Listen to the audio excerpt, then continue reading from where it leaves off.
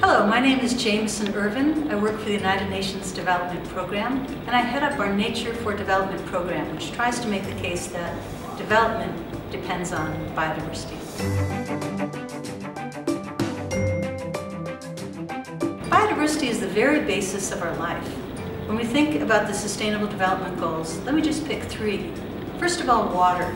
Forests contribute to 3/4 of our water supply around the world. 3 out of 4 people depend on forests for their drinking water.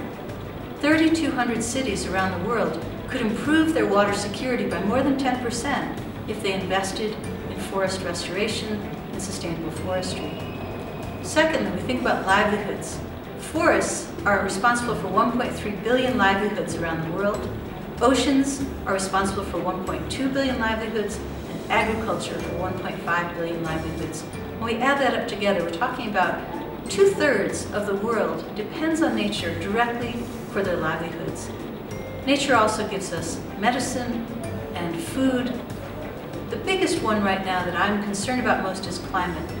Biodiversity in the form of forests, peatlands, agriculture contributes to over 1/3 of our climate solution, yet nature only receives 3% of climate financing.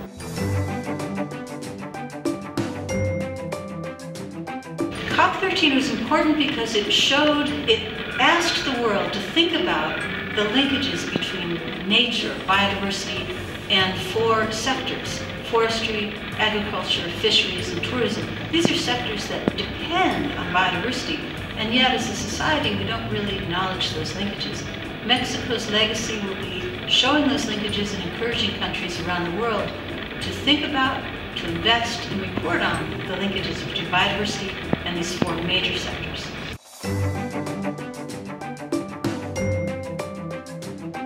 When I see Mexico's leadership on marine protected areas doubling the amount in the Aichi targets, I see that their efforts on these water reserves that now put Mexico in a global leadership, because they've said water security is coming, climate change is coming, what do we do about it? We're going to invest in nature. It's one of the most efficient, cost-effective, and multi-benefit approaches that we have to Sustainable Development Goals. And they've done it in a way that's respectful to indigenous and local communities and recognizes their rights.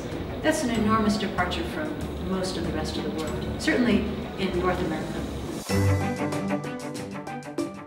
Secretaría de Medio Ambiente y Recursos Naturales, Gobierno de la República.